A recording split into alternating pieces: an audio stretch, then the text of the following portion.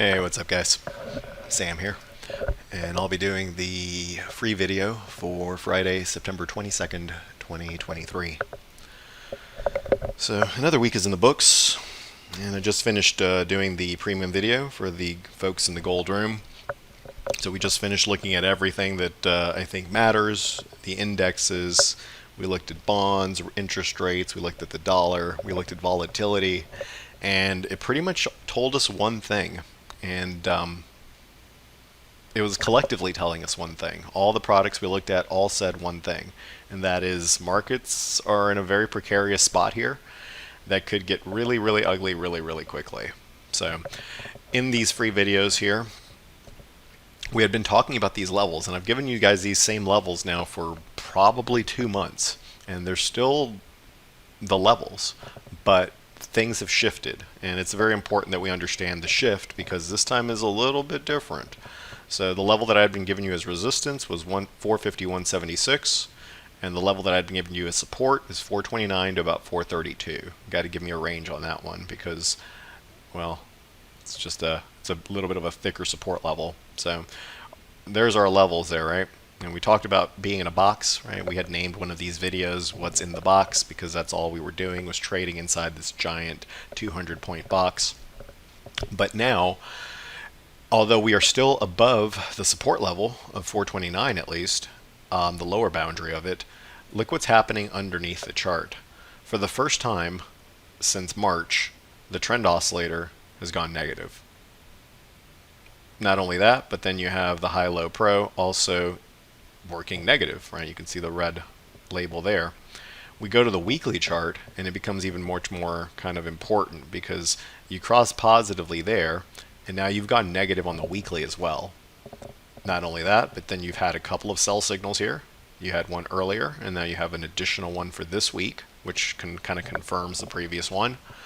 And on top of that, right, we should always focus on price.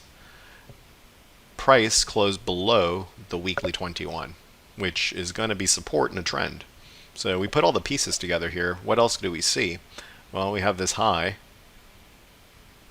and then we have a lower high. We have this low, and we have now a lower low. So from a structure point of view, structure is broken. From a momentum point of view, momentum is broken. And the thing is, it's not one of those situations where it's broken and the indicator's way down here, right? Way on the floor. It's not. You can see that this is actually an extremely early, it may not seem that way, but it's still a very early sell signal. This thing has room all the way back down to here, which would take either a massive move lower very quickly, or it would take very many months of continuous pressure to the downside. So know your levels going into next week. I would still give you this 429.61 level as a major support. However, you can see for yourself there really isn't anything underneath that, right? If you kind of look underneath that level, 429.61, there isn't anything until right here, which is right around 418. Now 418 is a very big level, but it's also about 125 SPX points away. So it will not be a gentle move if we happen to need to go there, which based on the chart structure, we need to go there.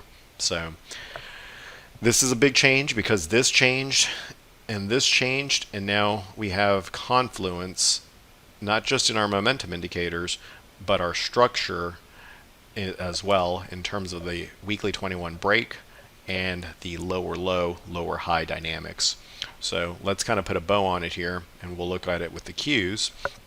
And not really much has changed here on the Qs. You'll just note that the Qs are slightly in better shape. And that is because they actually did hold the weekly 21. The trend here is only gray as opposed to red on SPY. But when you see gray trend or no trend, that means you have to look below and this becomes the signal. And you can see that if we do that for both, gray here, we look below, red, and red. So you've had 3 weeks now, or 3 arrows pointing lower. And this is exactly the same situation as SPY. So we just spent a good deal of time talking about SPY. We don't necessarily need to rehash it because I think all of these products will move together. But just understand your next level in the QQQ. right? You're going to have this low. I don't think that low will hold. I think where we're looking is going to be right around 349.71. That level is a must hold level. If we happen to get below 349.71, I think without any exaggeration or with no attempt at exaggeration, I think all hell breaks loose below 349.71 on the QQQ, and I think you'll very quickly see this thing come down into about 332 to about 328 and fill this empty space to the downside, especially because your indicators are now in a very precarious situation.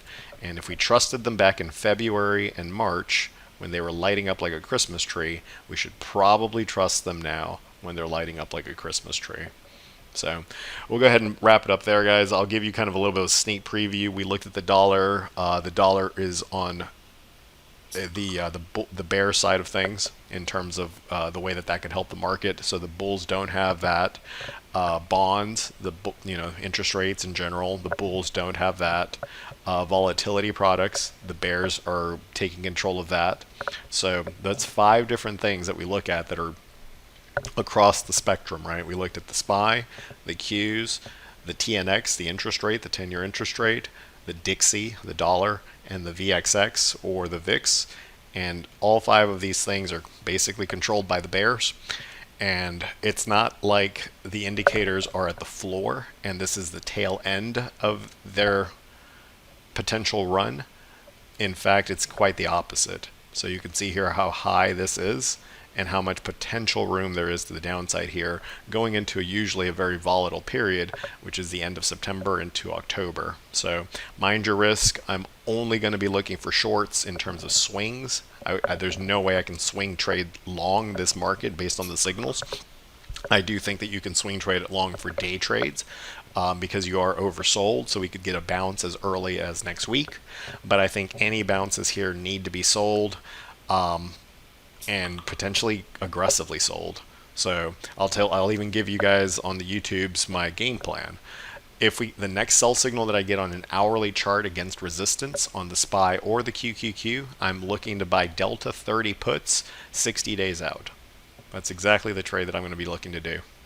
And if it goes higher, I'm going to add. And if it goes higher, I'm going to add.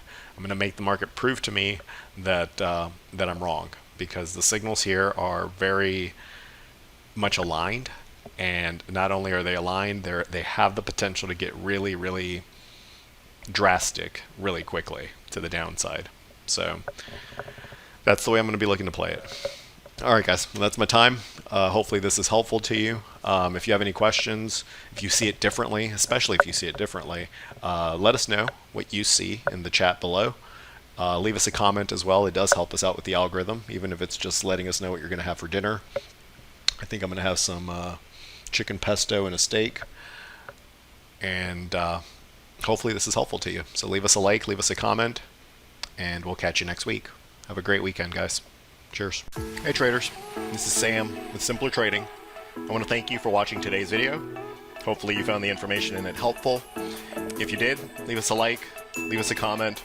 It really does help us out with the algorithm. And if you want to see us trade live with our own real money and be part of the community, come and check us out at simplertrading.com.